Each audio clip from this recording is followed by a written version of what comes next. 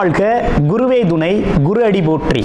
நான் உங்கள் வாழ்க வளமுடன் ஜோதிடர் ஸ்ரீ குரு சுந்தர வடிவேல். நீண்ட இடைவேளைக்கு பிறகு நேயர்கள் அனைவரையும் சந்திக்கிறதில் மிக்க மகிழ்ச்சி.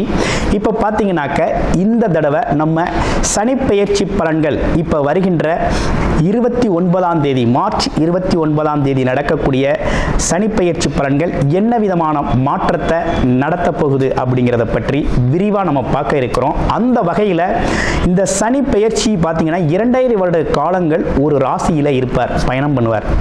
அப்போ 2.5 வருட காலங்கள் பயணம் பண்ணுறதால என்ன விதமான மாற்றங்கள் இருக்கும், அதுலேயும் பார்த்தீங்கன்னா அவர் நகர்றதுனால ஒவ்வொருத்தருக்கும் ஒவ்வொரு விதமான சனிப்பெயர்ச்சி பலன்கள் இருக்குது. அதில் பாருங்கள், 7.5 சனி காலத்தில் அது பார்த்தீங்கன்னா முதல்ல விரயச்சனி, அடுத்து பார்த்தீங்கன்னா ஜென்மச்சனி, அடுத்து பாருங்கள் அர்த்தாஷ்டமச்சனி, அடுத்து அஷ்டமச்சனி, கண்டகச்சனி அப்படின்னு பல்வேறு விதமான விஷயங்களை கொடுக்க இருக்கிறார். அதில் ஒவ்வொரு ராசிக்கும் என்ன விதமான பாதிப்புகளை கொடுக்கிறார், என்ன விதமான பலன்களை கொடுக்கிறார்.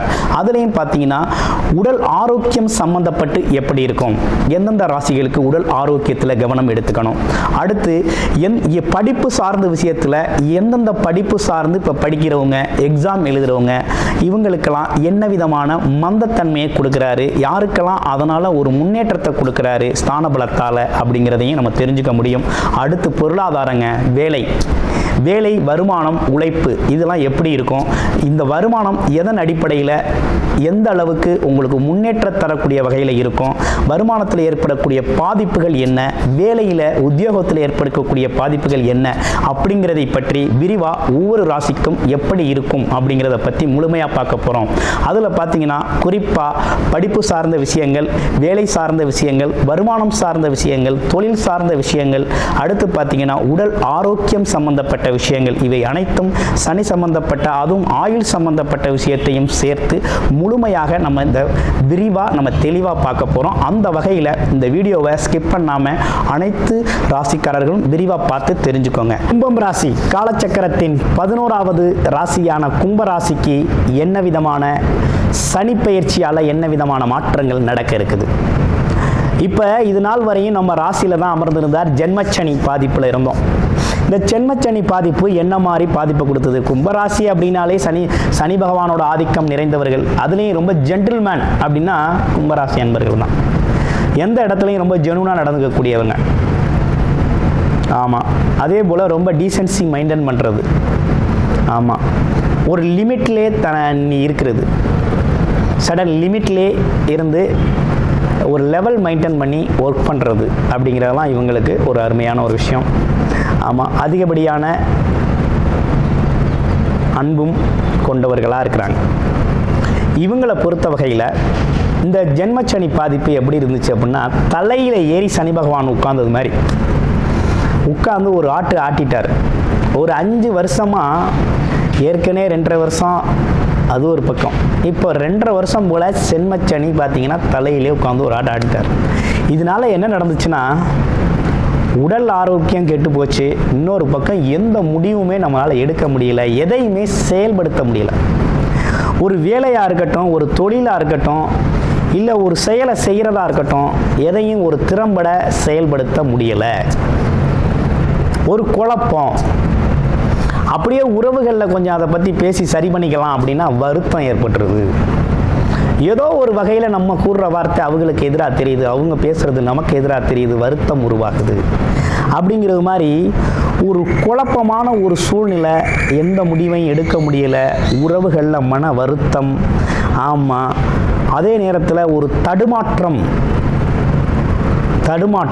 ஒரு ப்ரெஷர், ஒரு இறுக்கமான மனநிலை, எப்போதுமே ஒரு ப்ரெஷராக இருக்கிறது, ஒரு படபடப்பாக இருக்கிறது.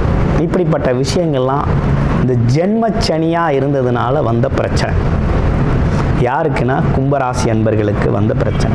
இத்தனைக்கும் ராசிநாதன் சனி பகவான் தான். ஆனால் இருந்தாலும் சனி பகவானை பொறுத்த வகையில் நீதி தவறாதவர், அவர் கடமையை சிறப்பாக செய்யக்கூடியவர், தான் வந்த வேலையை சிறப்பாக செய்வார்.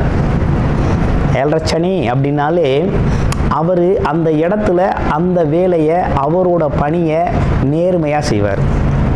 அதனால தான் சனீஸ்வரன் பட்டம் பெற்றவராகவும் அவர் இருக்கிறார். அந்த மாதிரி தன்னோட ஆளாக இருந்தாலும் நேர்மையாக நடந்துக்குவார். தன்னோட ஆதிக்கம் நிறைந்தவர்களாக இருந்தாலும் அதில் ஒரு நேர்மையை பயன்படுத்துவார்.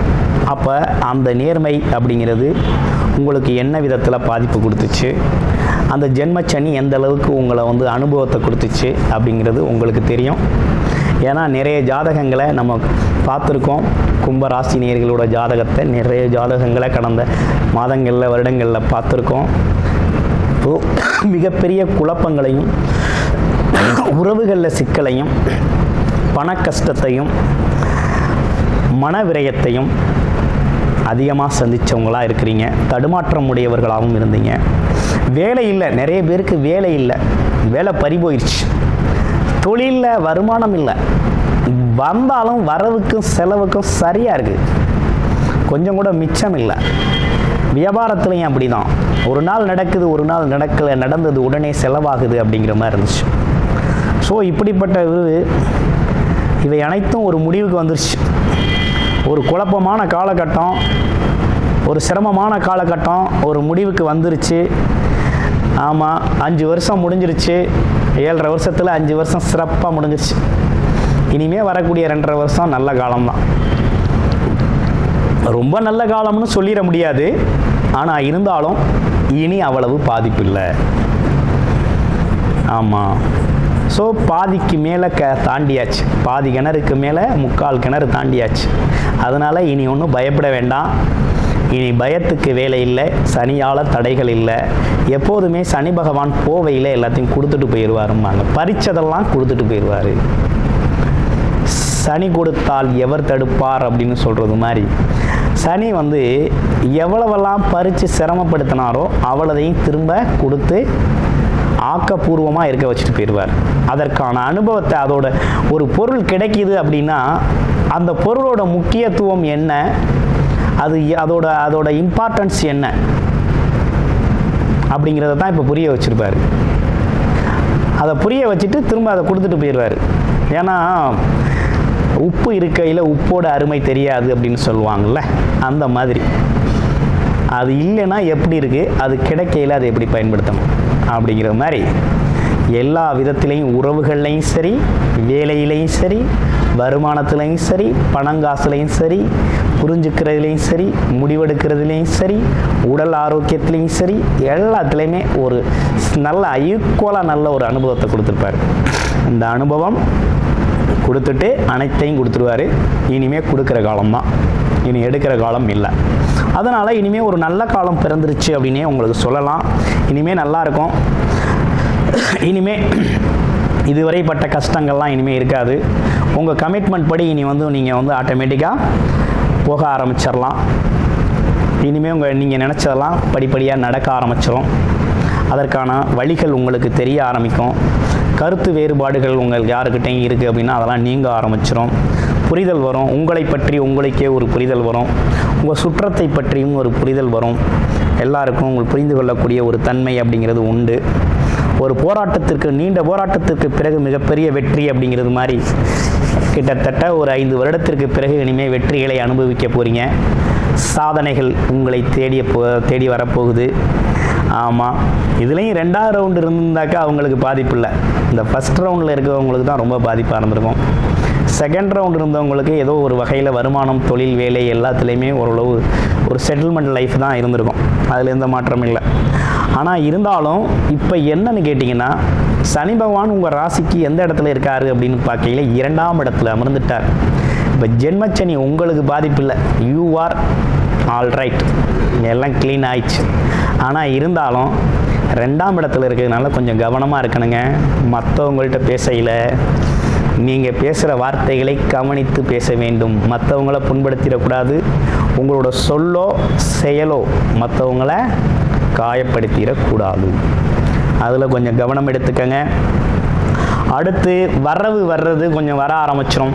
கொஞ்சம் ஸ்லோவாக வந்தாலும் போக போக உங்களுக்கான வருமானம் அப்படிங்கிறது ரொம்ப தெளிவாக, இயல்பாக, நல்லபடியாக வருமானம் வரக்கூடிய ஆரம்பிச்சிடும்.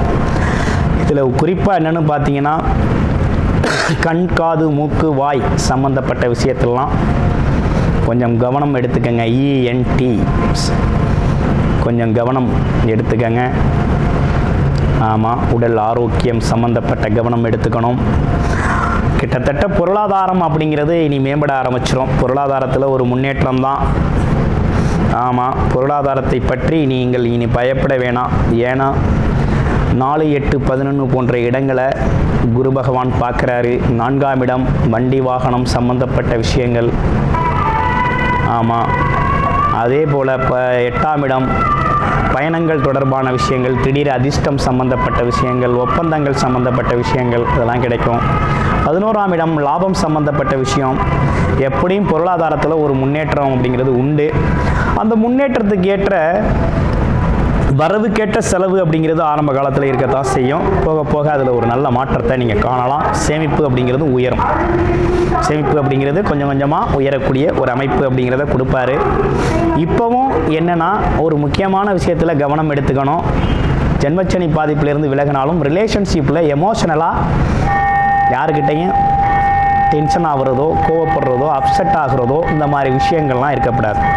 அப்படி இருக்குது அப்படின்னா கொஞ்சம் உங்களை அது மற்றவங்களால் பாதிப்பு, அது உங்களுக்கு ரிலேஷன்ஷிப்பில் பாதிப்பு உருவாக்கும். அதனால் அந்த ரிலேஷன்ஷிப்பில் கொஞ்சம் கவனமாக இருக்கணும். உங்களோட அவசரமாக முடிவெடுக்கிறது, அவசரமாக பேசுகிறது, அவசரமாக எதையும் ஒரு செய்தியை வெளியிடுறது அப்படிங்கிறது வேண்டியதில்லை. இனிமேல் உங்கள் வேலை, தொழில், வருமானத்தில் முழு முயற்சி எடுங்க, முழு எஃபோர்ட்ஸ் போடுங்க. முன்னேற்றம் அப்படிங்கிறது உங்களுக்கு பக்கத்திலே இருக்குது, அனுபவிக்கலாம். போக போக சனி பகவான் உங்களோட முன்னேற்றத்திற்கான அனைத்து வழிகளையும் உங்களுக்கு காட்டுவார். அடுத்தடுத்து வரக்கூடிய கிரக பயிற்சிகளும் உங்களுக்கு சாதகமான சூழ்நிலையை உருவாக்கி தருது. ஓகே, இப்போ என்னென்னு கேட்டிங்கன்னா, இப்போ முழுமையான விடுதலை ஜென்மச்சனியிலேருந்து விடுதலை ஆயாச்சு. இருந்தாலும் 7.5 சனி பாதிப்பு அப்படிங்கிறது 2.5 வருடம் இருக்குது. உடல் ஆரோக்கியத்திலையும் ரிலேஷன்ஷிப்லையும் கொஞ்சம் கவனம் எடுத்துக்கங்க. பொருளாதாரம் சார்ந்த முன்னேற்றம் இனி நடக்க ஆரம்பிச்சிடும். ஆமாம், வாரம் நீங்கள் சனிக்கிழமைகளில் ஆஞ்சநேயர் வழிபாடு அப்படிங்கிறத தொடர்ச்சியாக செஞ்சுக்கங்க. நன்றி, வணக்கம், வாழ்த்துக்கள்.